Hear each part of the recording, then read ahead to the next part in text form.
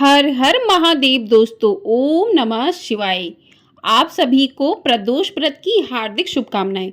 आप सभी पर भगवान भोलेनाथ मां पार्वती की कृपा सदैव ही बनी रहे। आज की वीडियो में आप जानेंगे कि साल 2024 में सितंबर माह का दूसरा प्रदोष व्रत कब है, प्रदोष काल का शुभ समय क्या रहेगा, त्रयोदशी तिथि कब प्रारंभ होगी, कब समाप्त होगी और व्रत का पारण कब करना चाहिए। तो आप सभी लोग वीडियो में बने रहिएगा और वीडियो को पूरा जरूर देखिएगा। प्रत्येक महीने के कृष्ण पक्ष और शुक्ल पक्ष की त्रयोदशी तिथि पर प्रदोष व्रत किया जाता है। इस दिन भगवान भोलेनाथ और मां पार्वती का विधिवत पूजन किया जाता है। मान्यता है कि प्रदोष व्रत करने से व्यक्ति के सभी पाप धुल जाते हैं और उसे शिव धाम की प्राप्ति होती है। प्रदोष व्रत करने से व्यक्ति की सभी इच्छाएं पूरी होती हैं। प्रदोष व्रत करने से व्यक्ति को संतोष और सुख की प्राप्ति होती है। सुहागिन महिलाओं के लिए यह व्रत बहुत अधिक महत्वपूर्ण माना जाता है। कहते हैं कि प्रदोष व्रत करने से व्यक्ति के जीवन के सारे कष्ट दूर हो जाते हैं और भगवान शिव की कृपा सदैव ही भक्तों पर बनी रहती है। उन भक्तों की आयु लंबी होती है और उन्हें कोई भी रोग दोष नहीं लगता है। व्यक्ति को मानसिक बेचैनी से मुक्ति मिलती है और दरिद्रता का नाश होता है। प्रदोष व्रत करने से व्यक्ति को साढ़े साती, ढैया आदि के नकारात्मक प्रभाव से भी मुक्ति मिलती है। शिव पुराण के अनुसार शिवरात्रि पर भगवान शिवलिंग के रूप में प्रकट हुए थे। वहीं प्रदोष तिथि पर भगवान शिव मृत्युलोक यानी पृथ्वी पर रहने वालों पर ध्यान देते हैं। तो जो भी भक्त प्रदोष का व्रत करके भगवान भोलेनाथ का पूजन करते हैं तो उनके सभी मनोकामनाएं पूरी होती हैं। उन्हें उनके घर में दरिद्रता नहीं आती है, रोग दोष नहीं होता है। तो आइए अब जानते हैं कि आश्विन मास के कृष्ण पक्ष की त्रयोदशी तिथि कब से शुरू होगी और कब समाप्त होगी। तो त्रयोदशी तिथि प्रारंभ हो जाएगी 29 सितंबर रविवार शाम 4:47 से और त्रयोदशी तिथि समाप्त होगी 30 सितंबर सोमवार शाम 7:06 पर। यानी कि त्रयोदशी तिथि जो है वो 29 सितंबर की शाम से शुरू होगी और 30 सितंबर की शाम 7:06 पर समाप्त होगी।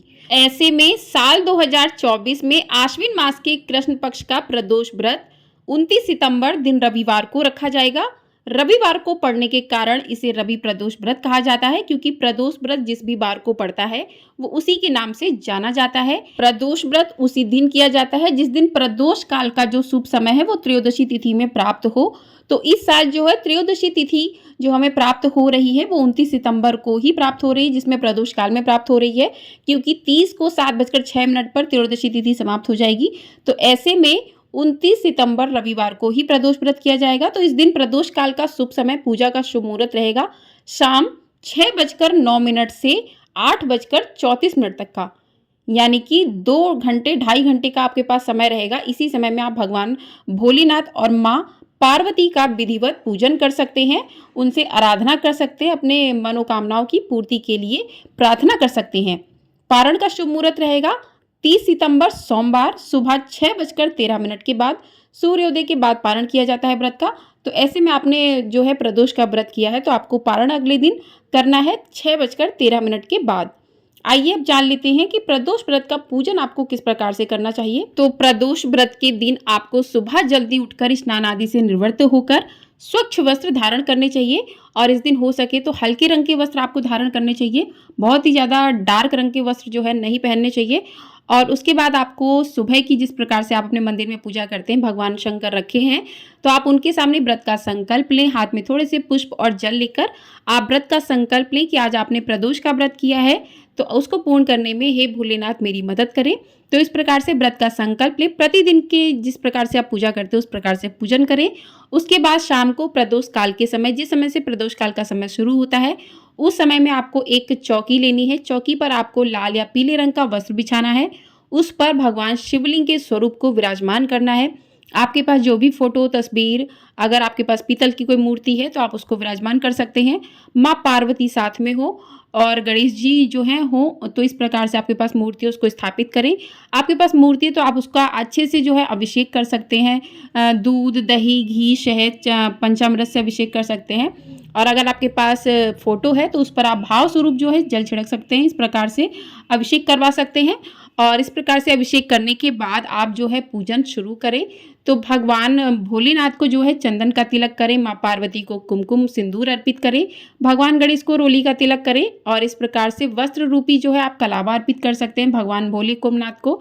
और गणेश जी को जो है आप जनेऊ अर्पित कीजिए। माँ पार्वती को आप चूनर अर्पित कर सकते हैं, सुहाग की सामग्री अर्पित कर सकते हैं। आपके पास जो भी 5-7 चीज़ें हैं आप अर्पित कर सकते हैं। उसके बाद जो है भगवान भोलेनाथ को आप गमछा भी अर्पित कर सकते हैं। जो भी आपकी श्रद्धा है उस प्रकार से अर्पित करें और उसके बाद जो भी मौसमी फल है उनका भोग लगाइए। आपने घर पर कोई मिठाई बनाई है तो उसका भोग लगाइए। और भगवान भोलेनाथ के प्रसाद में सफ़ेद चीज़ों का प्रयोग करना चाहिए, तो आपको इस बात का ध्यान रखना चाहिए। पुष्प अर्पित कीजिए भगवान भोलेनाथ को, बेलपत्र, भांग, धतूरा, जो भी आपको उनका जो भी उनकी प्रिय वस्तुएं आपको जो भी मिल जाएं तो उनको ज़रूर चढ़ाइए भगवान भोलेनाथ पर, वो प्रसन्न होते हैं। और इस प्रकार से दीपक जलाइए। उसके बाद आप हाथ में थोड़ी सी पुष्प लेकर और थोड़ी सी अक्षत लेकर भगवान भोलेनाथ की रवि प्रदोष व्रत की कथा को सुने। क्योंकि रविवार को प्रदोष व्रत पड़ रहा है तो आपको रवि प्रदोष की कथा सुननी चाहिए।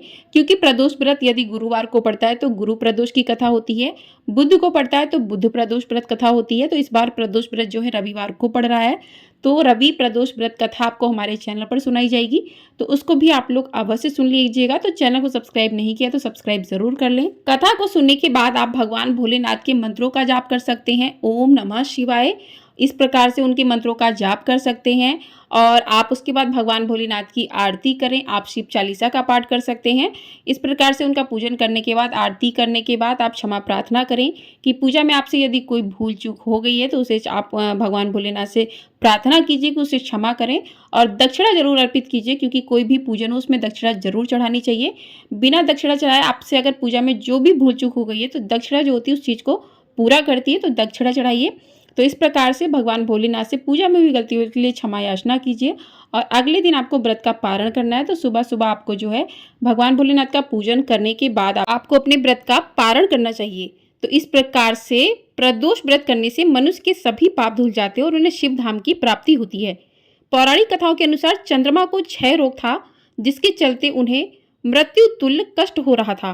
भगवान शिव ने उस दोष का निवारण करके उन्हें त्रयोदशी के दिन पुनः जीवन प्रदान किया, इसलिए इस दिन को प्रदोष कहा जाने लगा। इस प्रकार से जो भी भक्त प्रदोष का व्रत करते हैं, कहते हैं उनके रोगों का क्षय होता है और भगवान भोलेनाथ की कृपा उन भक्तों पर बनी रहती है, उनके घर में सुख समृद्धि का वास होता है। तो आपको ये वीडियो पसंद आई हो, वीडियो को लाइक, शेयर और चैनल को सब्सक्राइब जरूर कर दीजिएगा। आपको हमारे चैनल पर रवि प्रदोष व्रत की कथा सुनाई जाएगी, साथ ही आपको आने वाली अमावस्या की कथा, अमावस्या कब है, सारी जानकारी दी जाएगी। तो चैनल को सब्सक्राइब नहीं किया है तो आप लोग चैनल को जरूर सब्सक्राइब कर लीजिए, साथ ही बेल आइकन प्रेस कर दीजिएगा ताकि आपको नई नई वीडियो जो है प्रतिदिन मिल सके। हर हर महादेव।